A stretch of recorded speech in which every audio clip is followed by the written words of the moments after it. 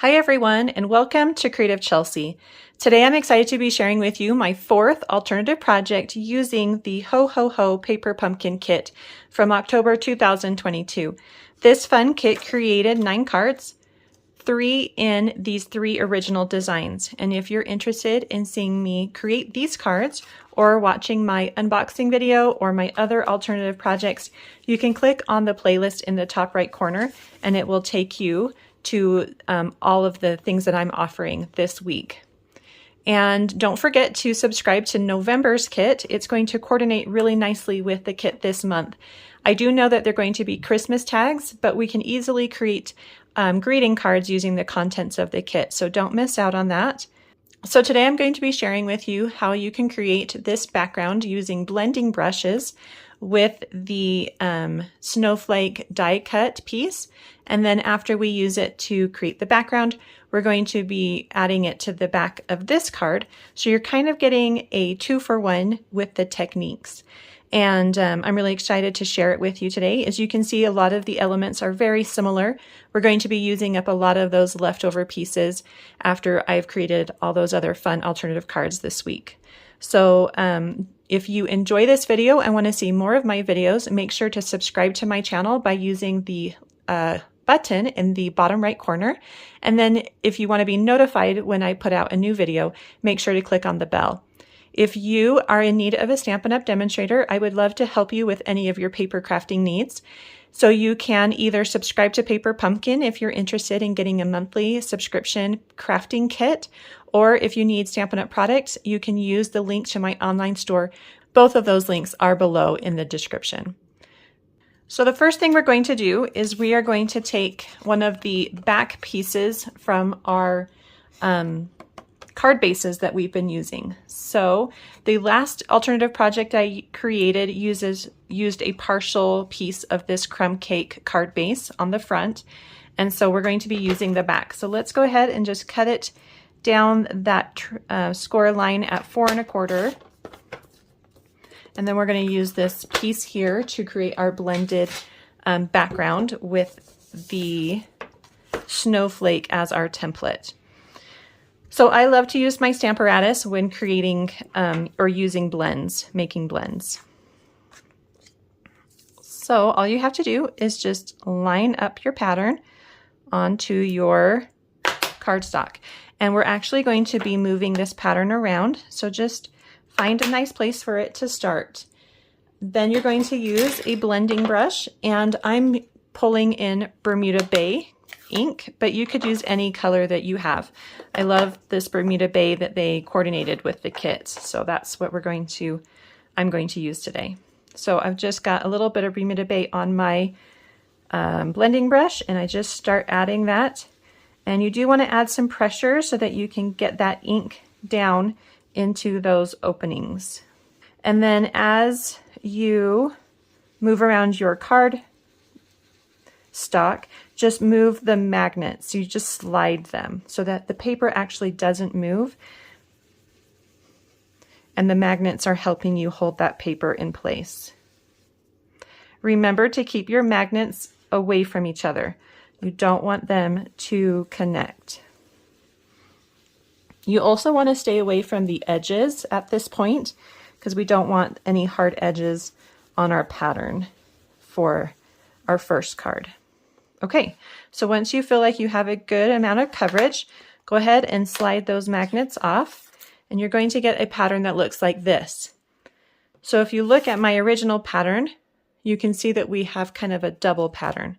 So if you like this, you can go for it, but I wanted to add this snowflake pattern inside these squares. So it's pretty easy. You just kind of line it up because there's like this center line that goes across. You just line that up with your center line on the snowflakes. And then the same going down. You can just kind of double check that everything looks good and then add a magnet to the top and bottom. And then we will shift it again so that we can get some from the top as well. So go ahead and add some more ink to this. And you don't need too much for this second layer.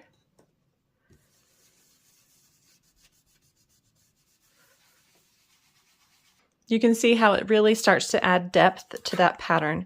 So I do want to do some over here. So we just kind of shift it a little bit. Make sure that you're covering up so that everything lines up where it was.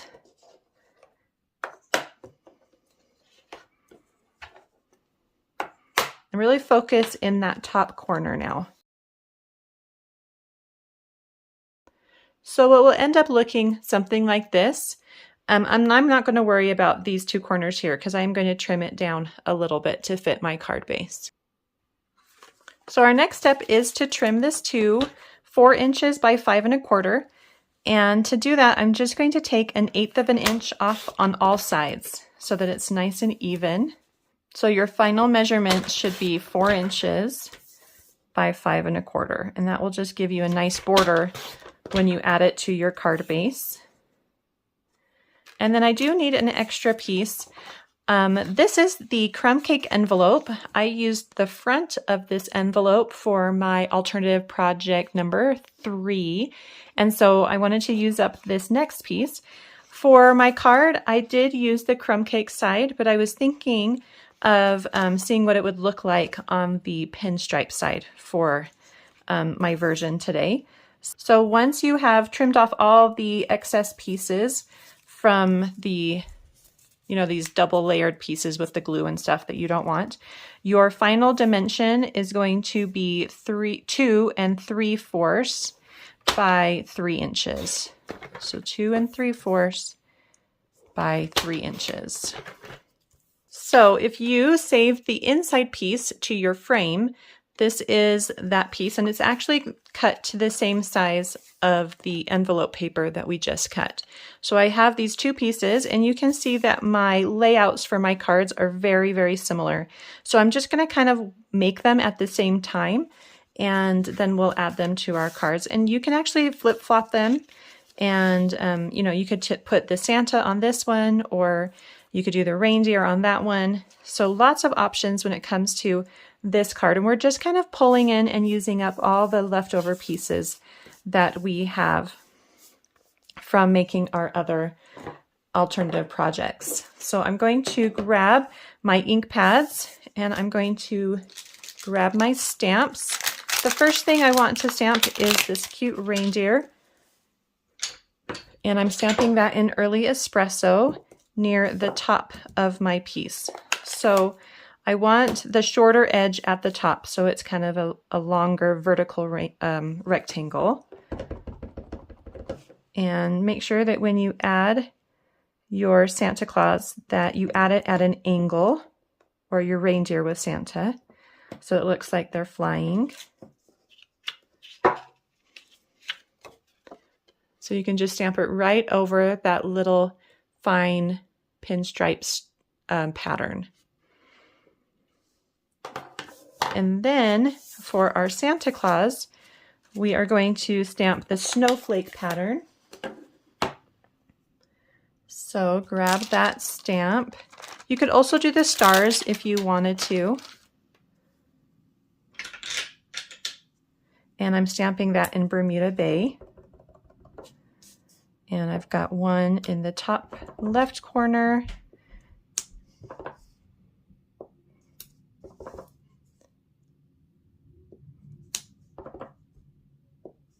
So maybe something like that. Just kind of randomly add some of those cute snowflakes. So next, let's stamp a Santa Claus. And I've stamped him in early espresso and fussy cut that out.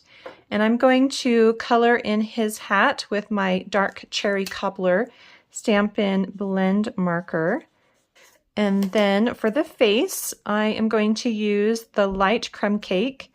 You can use any skin color that you want.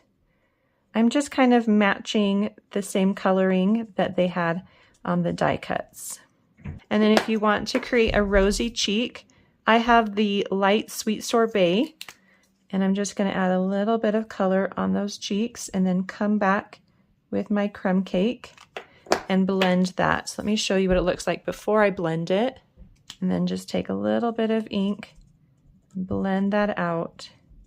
And then you can see what it looks like blended. And it's just going to blend a little bit more as it dries.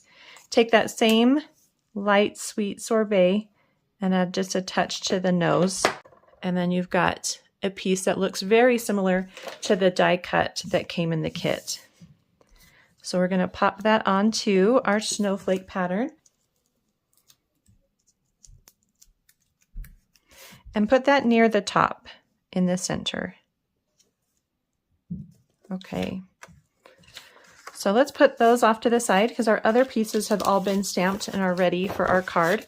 So this card base is cut to 4 1/4 inches by 11 inches and scored at 5 1/2 inches. And I have 2 of them.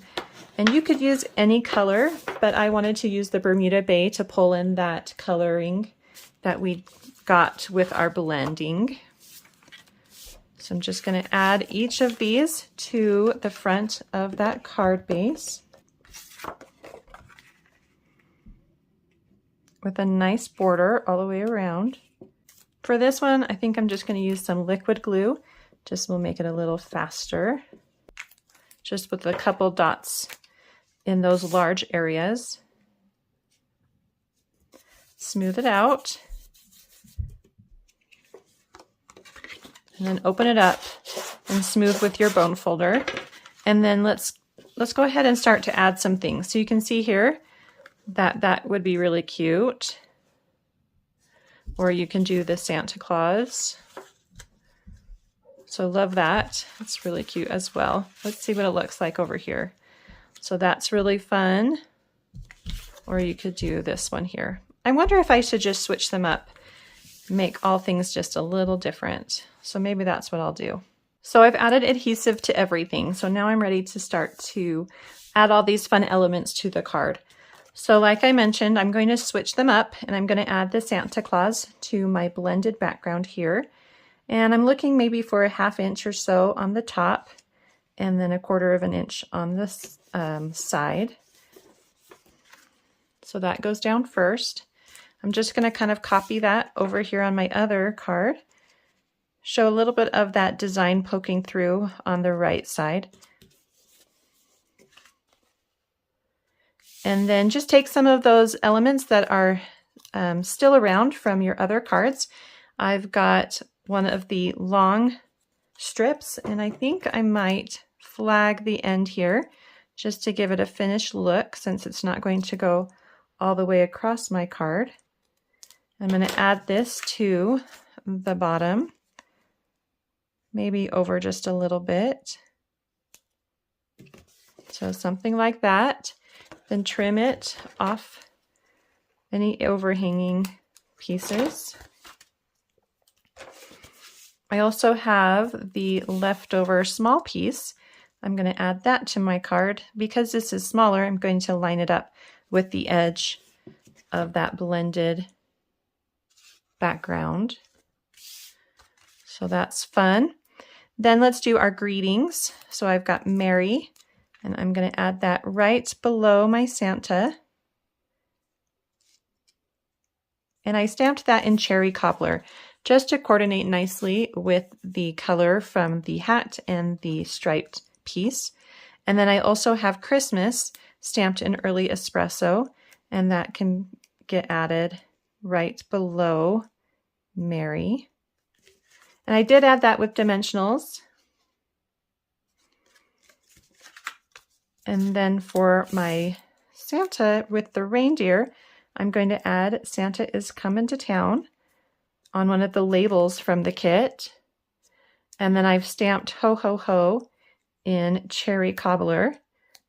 And I'm fussy cut that out, and I'm going to add it right above, kind of in that space between the reindeer and the greeting. So which one is your favorite? I would be interested to know. Which background do you like? Which little elements do you like? We're not quite done. We can add some fun ribbon. So I love this glittery organdy white ribbon. So take whatever kind of ribbon you have. This one's fun because it has that glitter inside of it, which adds to the snowflake feeling. that these cards have. And the reason I did this table tent style card is so that we can wrap the ribbon all the way around and it can be seen when it's open, when the card is open. And then you're just going to tie a knot, and you can do it on the right side or the left.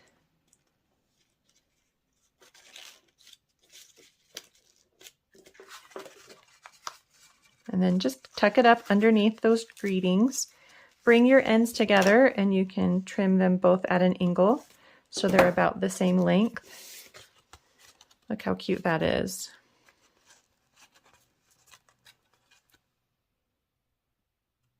And then do the same thing with your other card.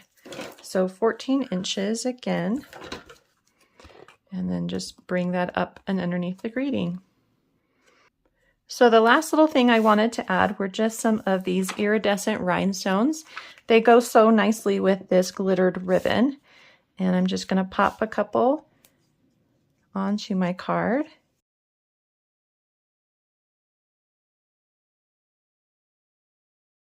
Well, I hope you enjoyed watching me create this fun layout using the scraps from the October 2022 Paper Pumpkin Kit. If you're interested in getting your own Paper Pumpkin Kit, please use the link in the description below to subscribe. If you'd like to see written instructions or close-up images of creating this card, you can visit my blog, creativechelsey.com. Thanks so much for watching. Have a creative day. Bye.